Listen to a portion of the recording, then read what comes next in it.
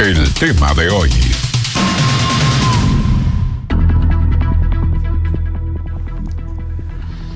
Bueno, seguimos en este espacio de hora 15 y es que vamos a hablar acerca de que el Ministerio de Salud anunció que por primera vez en la historia de Guatemala la vacuna hexavalente estará presente. Esta vacuna protege a la niñez contra 6 enfermedades y de eso vamos a hablar con la doctora Sandy Zoraida Cano Lemus, coordinadora del programa de inmunizaciones del Ministerio de Salud Pública y Asistencia Social. Doctora Lemus, Cano Lemus, me da mucho gusto de saludarla. Tenga usted muy buenas tardes. Hola, buenas tardes. Muchas gracias. Gracias, doctora. A ver, comencemos por lo más básico. ¿De qué estamos hablando cuando hablamos de una vacuna hexavalente? Muchas gracias por la invitación y por el espacio. Comentarles a todas las personas que nos escuchan, cuando hablamos de una vacuna, como lo que es la vacuna hexavalente, estamos hablando de una vacuna que protege contra 6 enfermedades, lo que son difteria, tétanos, tosferina, hepatitis B, hemófilos influenza tipo B y poliomielitis. Doctora, ¿a quién está orientada esta vacuna? ¿Es para infantes, para niños, para personas mayores, para personas que tengan algún tipo de comorbilidad? ¿Para quién? Esta vacuna está enfocada para la población infantil menor de 2 años. Se administra a los 2, 4, 6 y 18 meses de edad. Doctora, ¿con esta vacuna se sustituye otra vacuna que ya estaba siendo utilizada dentro del esquema de vacunación guatemalteco o es complementaria? No, esta es una muy buena pregunta y es muy importante poder aclararlo a la población. En el esquema nacional nosotros contábamos con lo que es la vacuna pentavalente y la vacuna IPV o la vacuna contra la poliomielitis. Vacunas eficaces que durante muchos años fueron administradas y que son seguras y que han protegido pues a toda nuestra población. Cuenta de ellos de que no tenemos casos de estas enfermedades, ¿verdad?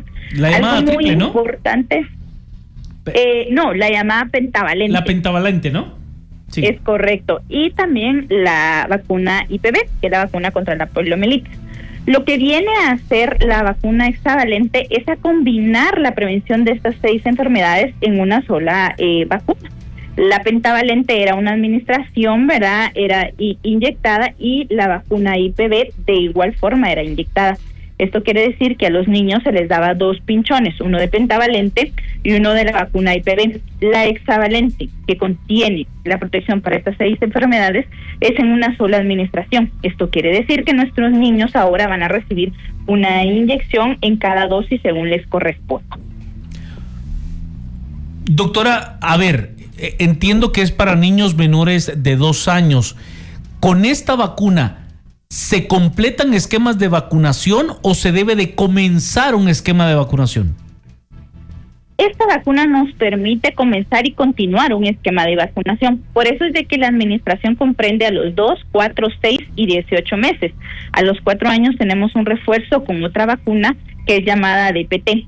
Y entonces con estas vacunas hasta los 4 años estamos complementando una parte del esquema infantil, ya que hay otras vacunas que conforman el esquema nacional para la población infantil específicamente. Doctora, se ve lejano, pero entiendo que el impacto de la COVID-19, de la pandemia de COVID-19 tuvo un efecto importante en cuanto a los esquemas de vacunación dentro de la niñez guatemalteca. ¿Se espera que esta administración de la vacuna hexavalente tenga un impacto importante para recuperar esos esquemas? Es correcto. De hecho, estamos apuntando a una mejora en la cobertura de vacunación. Al comentarle, ¿verdad?, a los padres y madres de familia que su hijo va a recibir únicamente un pinchón, esto nos asegura tener una mejor aceptación de la vacuna, una mejor adherencia a la misma, ¿verdad? Cuando le decimos al padre, mire, en lugar de recibir su hijo 2 pinchones de vacuna, únicamente va a recibir 1, definitivamente es una noticia alentadora para los padres. Esto quiere decir también menos efectos secundarios o reacciones adversas, ¿verdad? Por lo tanto, esto estaría permitiendo que los padres, al aceptar, ¿verdad?, esta nueva bondad, puedan acudir más, ¿verdad?, o se pueda acercar de una mejor manera la vacuna a nuestra población infantil. Doctora, ¿hay algún tipo de rechazo todavía por parte de los padres de familia para poder vacunar a sus hijos. Se lo planteo en el siguiente contexto, y es que Guatemala se ha caracterizado por ser un país que vacuna mucho. Era una de los grandes de las grandes fortalezas del sistema guatemalteco, que se vacuna mucho, pero la pandemia tuvo un efecto. ¿Se ha podido contrarrestar toda esa información, en algunos casos manipulada, en algunos casos incluso malintencionada, que llegó hasta las comunidades? Sí, yo creo que esta es una muy buena pregunta y creo que el espacio es muy oportuno porque nos permite pues informarle, ¿verdad?, a la población que el país tiene vacunas seguras.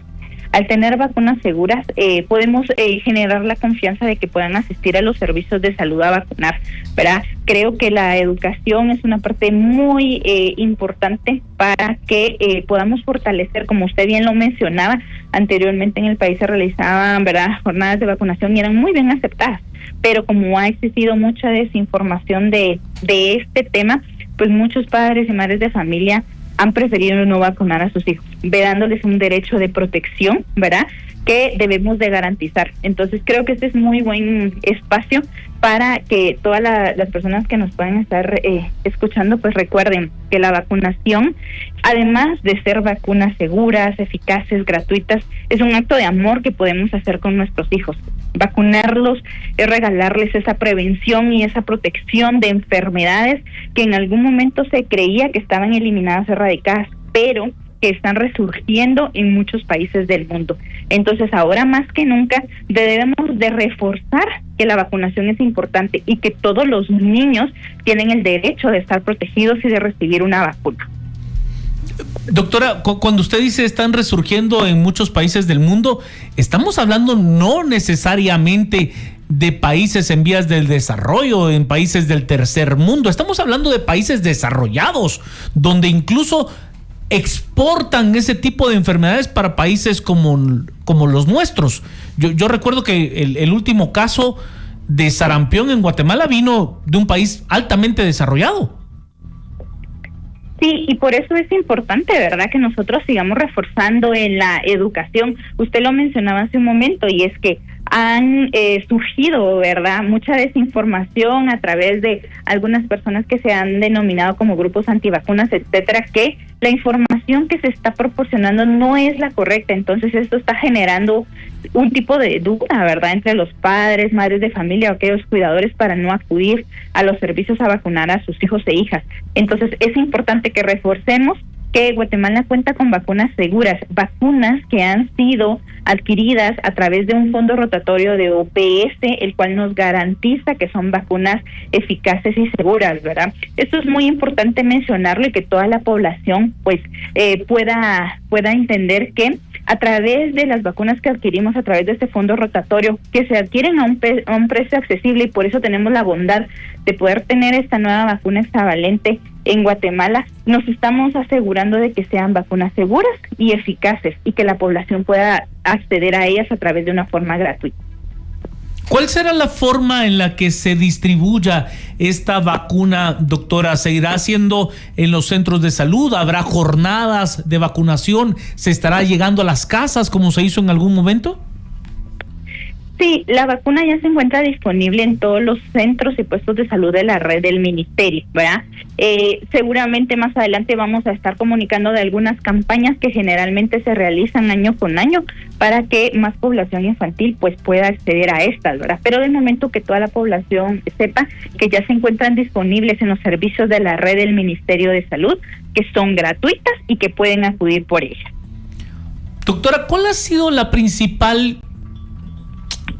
principal temor que tiene la población al momento de reanudar los esquemas de vacunación a partir de esa información tergiversada que fue altamente difundida y que hoy tiene, como usted bien plantea, personas que siguen repitiendo este tipo de discursos a pesar de no tener basamento científico en cuanto a lo que exponen? Yo considero que pues una de las principales preocupaciones, ¿verdad?, es pues algunos daños quizá que pueda provocar la vacuna, pero pues es importante, como vuelvo a repetir, que toda la población debe estar informada por fuentes fidedignas. Creo que ahí es muy importante. Existen quizá algunos medios o personas que trasladan la información y que cuando verificamos no es como de una fuente fidedigna. Entonces, yo invito a la población, ¿verdad?, quienes nos escuchan, que cada vez que vean este tipo de información puedan consultar estas fuentes. Si son fuentes que no son confiables, ¿verdad?, seguramente no es la información que debemos nosotros leer y resguardar. Es importante también que sepan, ¿verdad?, que todas las vacunas, como vuelvo a repetir, y que es un mensaje muy importante para la población, que todas las vacunas que tenemos en la red del Ministerio de Salud son vacunas seguras, eficaces, que han sido estudiadas, ¿verdad?, por expertos internacionales y científicos, y por lo tanto existe una garantía para que puedan ser administradas a toda la población.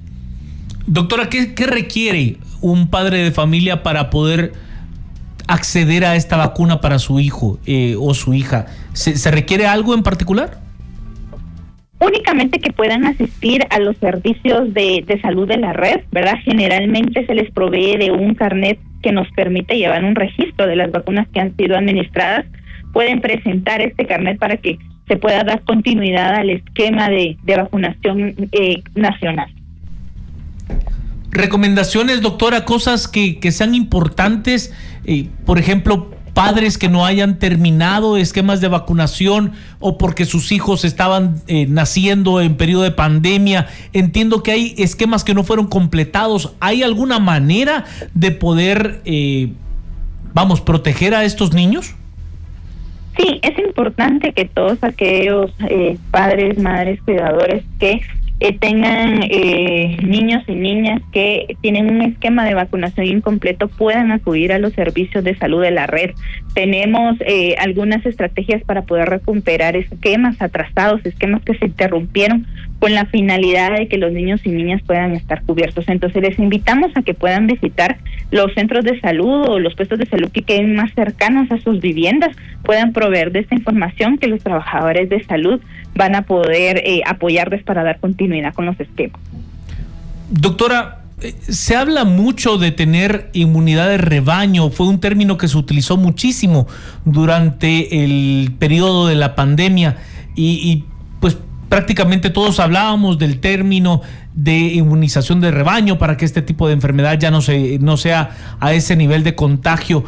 Estas enfermedades que se cubren con la vacuna hexavalente, ¿tienen ese nivel de universalidad dentro de la población guatemalteca? No, es importante mencionar que con estas vacunas, ¿verdad?, sí es importante que cada persona pueda tener su inmunidad o su protección a través de la vacuna que se administre, ¿verdad?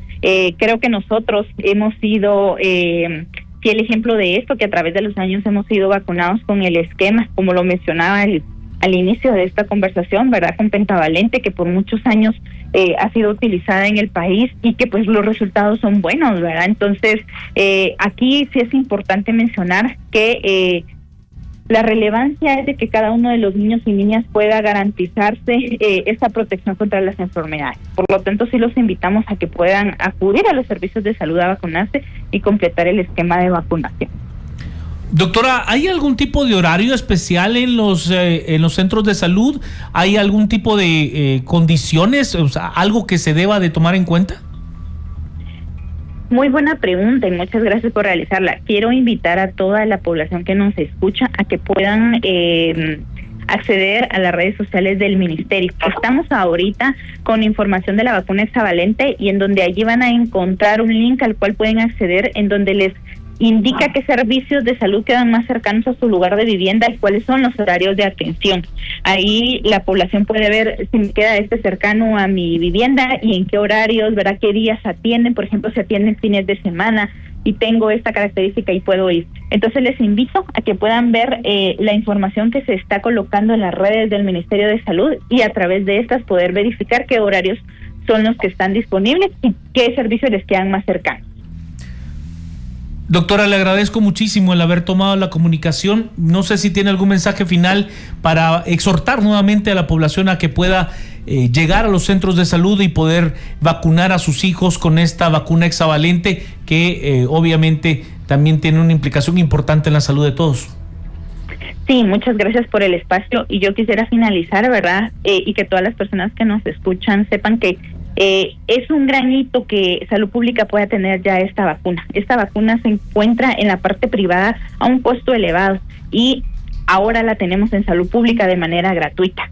Recuerden que el éxito de esta vacuna va a depender en gran manera también de la aceptación que los padres, madres puedan tener y de la disponibilidad de poder permitir que sus hijos sean vacunados. Recordemos que vacunar a nuestros hijos es un acto de amor. A través de esto les estamos regalando protección. Muchas gracias por la invitación y por el espacio. Solo reiterar el mensaje, ¿no, doctora? Nadie tendría que cobrarle por la vacuna. Es correcto. En los establecimientos de la red del Ministerio esta vacuna está totalmente gratuita. Perfecto. Doctora, le agradezco mucho el haber tomado la comunicación. Le deseo a usted que tenga una linda tarde, ¿eh? Igualmente, muchas gracias. Hasta luego. Estábamos hablando acerca de la llegada al sistema de salud pública guatemalteca de la vacuna hexavalente. Estábamos conversando con la doctora Sandy Zoraida Cano Lemus. Ella es coordinadora del programa de inmunizaciones del Ministerio de Salud Pública y Asistencia Social. Pausa, ya regresamos. 15. La entrevista en hora 15.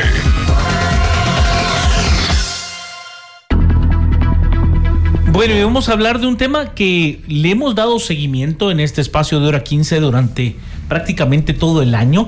Y es que vamos a hablar acerca del monitoreo de la época de lluvia y también el monitoreo que se está haciendo por parte del Ministerio de Agricultura, Ganadería y Alimentación, MAGA, sobre las bajas temperaturas y los efectos en algunas regiones del país en el tema agrícola. Y para platicar de ello, ya invitado de la casa, el licenciado Rafael López, director de Información Geográfica, Estratégica y Gestión de Riesgos del Ministerio de Agricultura, Ganadería y Alimentación.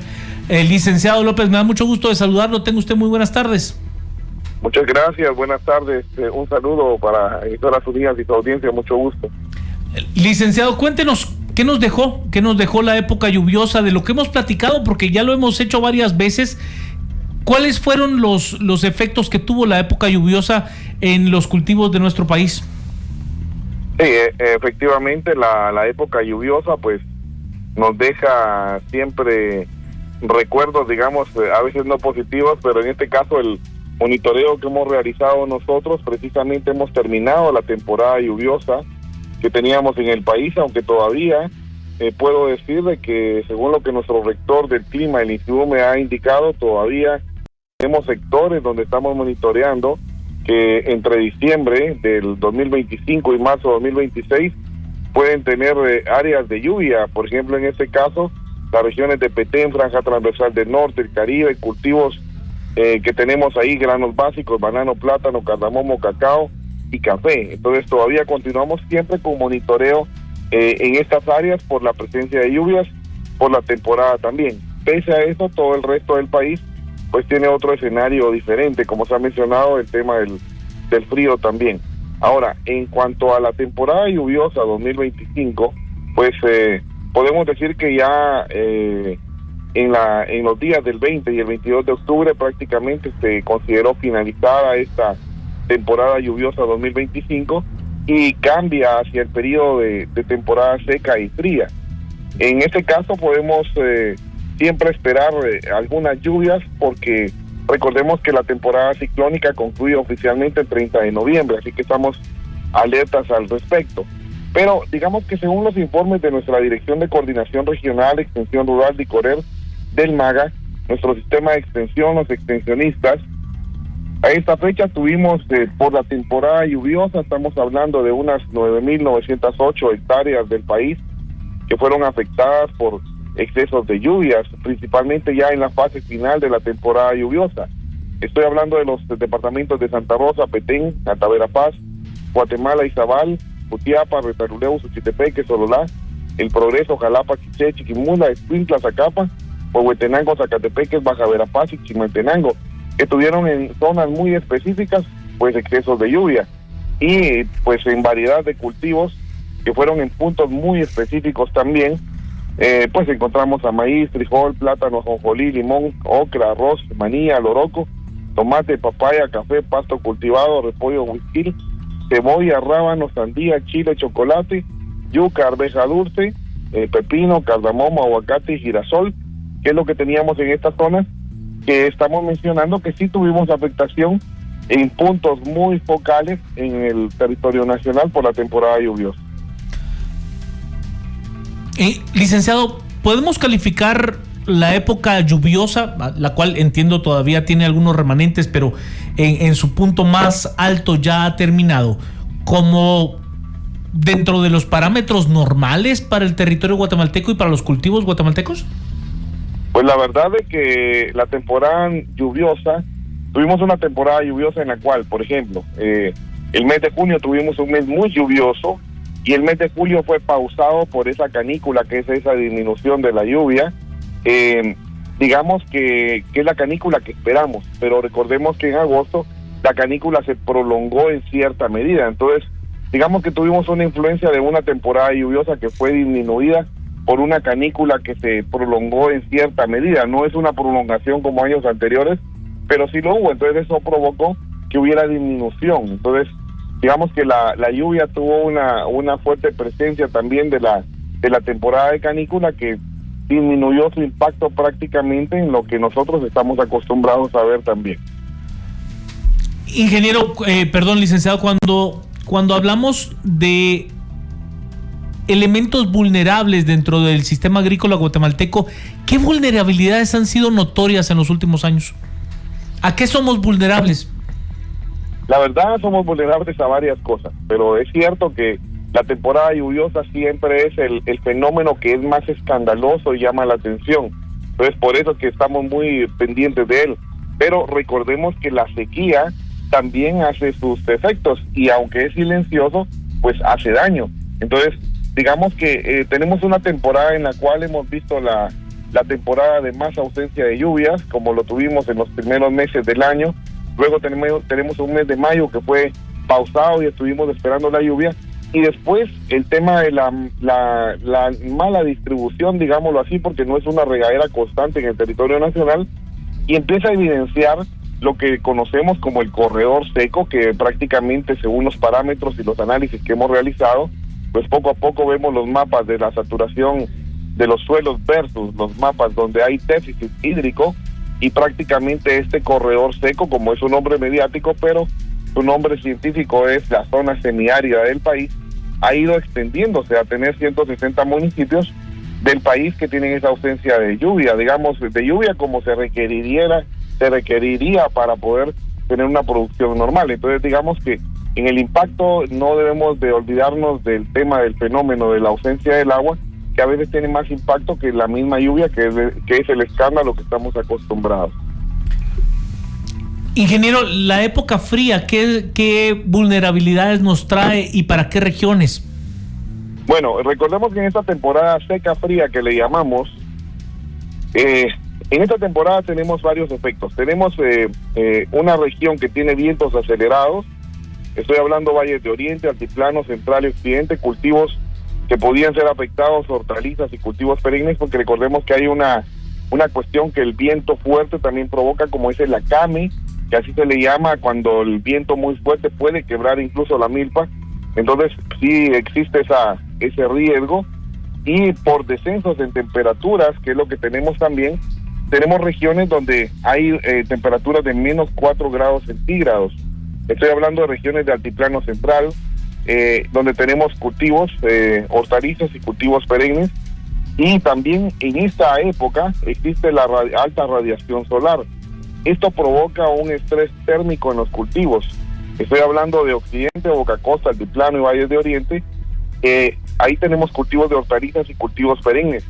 En esto es de mencionar de que hemos hecho recomendaciones de saber regar en las horas apropiadas, en la mañana o por la tarde, pero no al mediodía, porque eso hace pues una afectación al estrés que está viviendo la planta, por lo que hemos mencionado.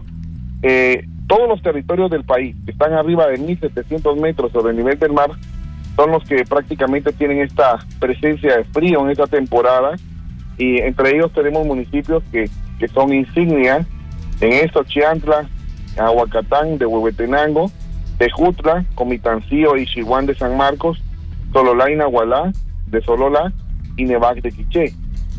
Los cultivos más sensibles por bajas temperaturas, hortalizas y especies perennes, podrían sufrir afectación por heladas si no se aplican medidas de protección adecuadas. Entonces es muy necesario estar pendientes, monitoreando, para poder generar información que pueda dar pues estas medidas preventivas. También recordemos que en esta temporada, aparte de tener la vulnerabilidad, también tenemos cultivos que ya son cultivos adaptados al clima frío. Por ejemplo, beneficia el frío a los cultivos como la manzana, el durazno, ciruela, arándano, membrillo y pera, porque en esta temporada el frío produce que crezca un poco más y que mejore su sabor. Entonces también dentro de lo negativo, también lo positivo para Guatemala en esta temporada. En ese mismo concepto, licenciado López, ¿qué se puede hacer desde la institucionalidad para poder mitigar las vulnerabilidades?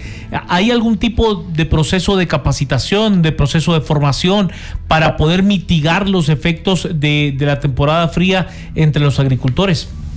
Sí, efectivamente, digamos que hay que hacer énfasis en que tenemos las mesas técnicas agroclimáticas en Guatemala, en la cual tenemos esos puntos de encuentro donde nuestro rector del clima, el INSIUME, nos da el pronóstico de la temporada, como la que estamos mencionando, que es un producto, un derivado del Foro Climático Centroamericano, donde están todos esos expertos del clima, y al darnos el pronóstico nosotros, pues hacemos mesas de trabajo en la cual se hace intercambio de saberes.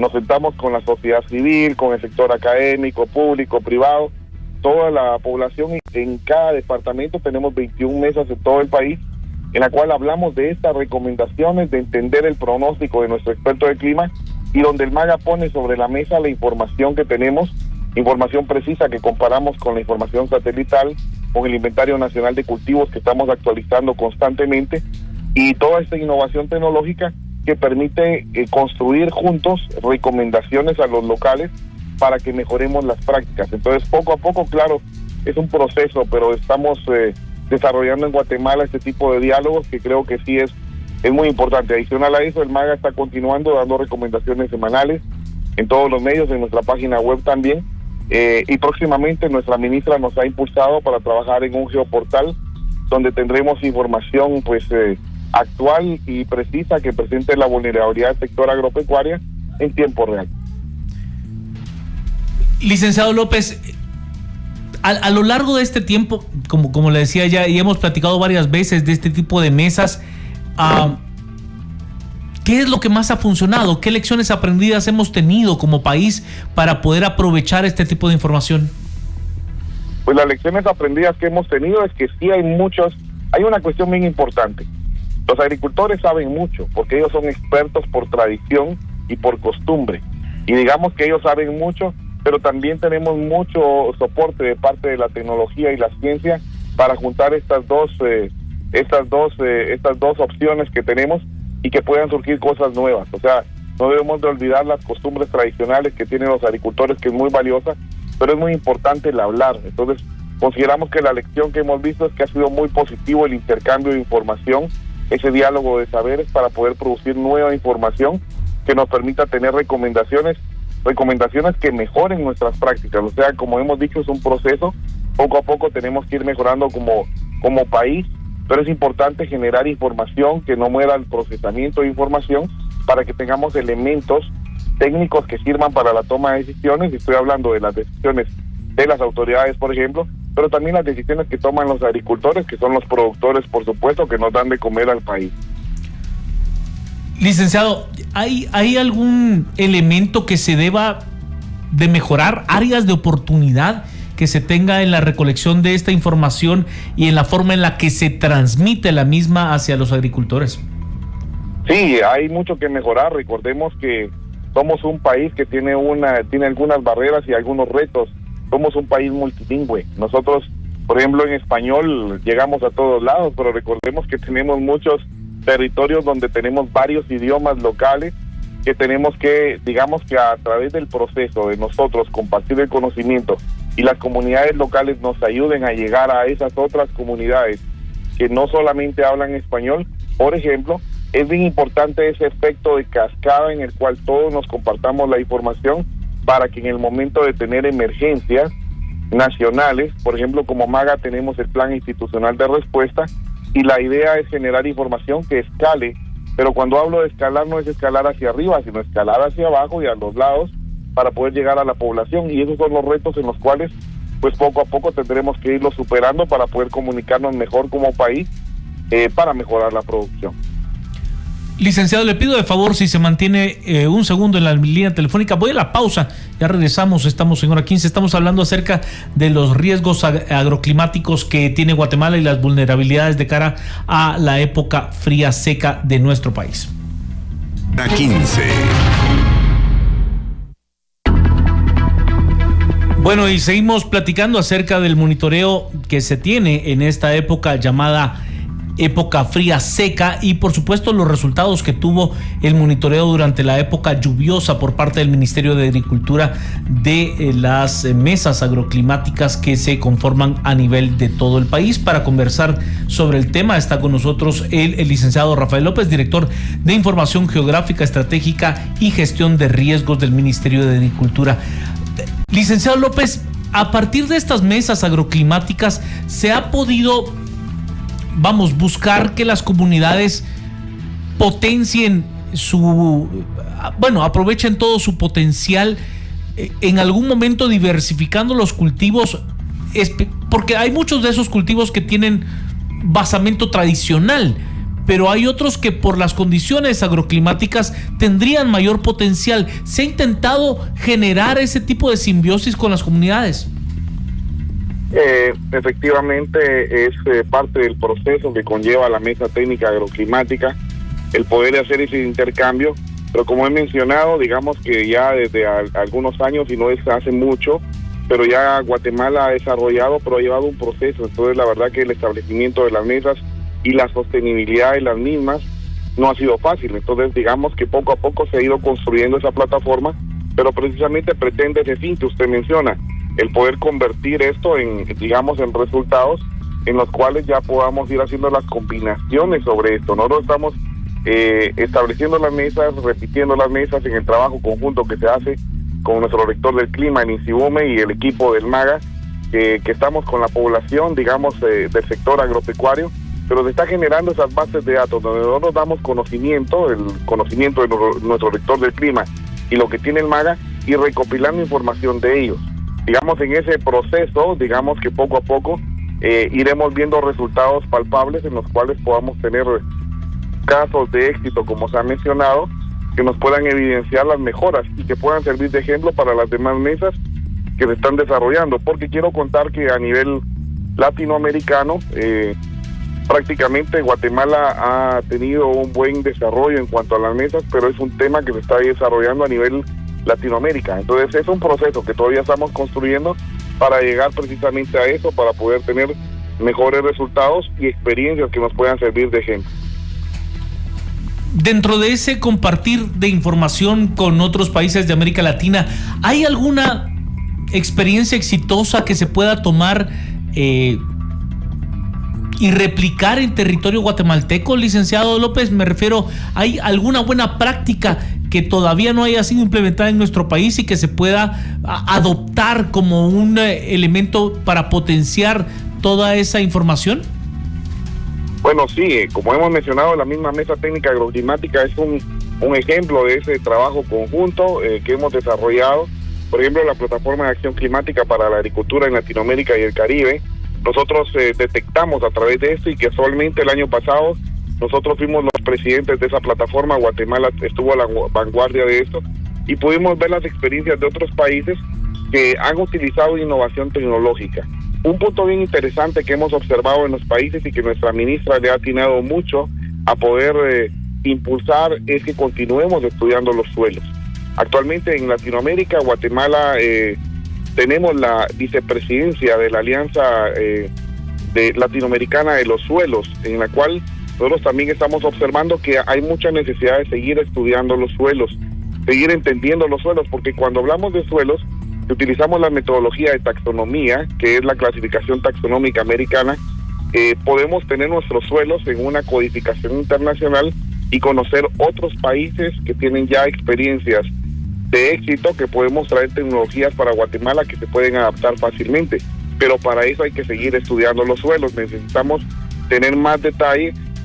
La metodología de clasificación taxonómica obliga a que el método es también tomar muestras de suelo en todo el país, llevarlas a análisis de laboratorio y con los resultados procesar documentos que puedan emitir recomendaciones y conocimiento práctico de los suelos para poder mejorar la diversificación, la producción, conocer lo que estamos sembrando, esas zonas vulnerables, qué es lo que necesita el suelo, que creo que serían prácticas muy útiles que se impulsen. En este caso, el MAGA está tomando decisiones, nuestra ministra ha impulsado mucho el que se continúe con la generación de información, suelos y agua. Hay que estudiar mucho los dos recursos para poder proveer nuevas herramientas que nos sirvan a todos en conocimiento práctico que pueda trasladarse en prácticas efectivas para la población. Licenciado López, siempre es un gran gusto poderlo saludar, espero que tenga un buen día. Un fuerte abrazo, gracias. Saludos cordiales, gracias. Gracias, vamos a la pausa y ya regresamos. Estamos en Hora 15.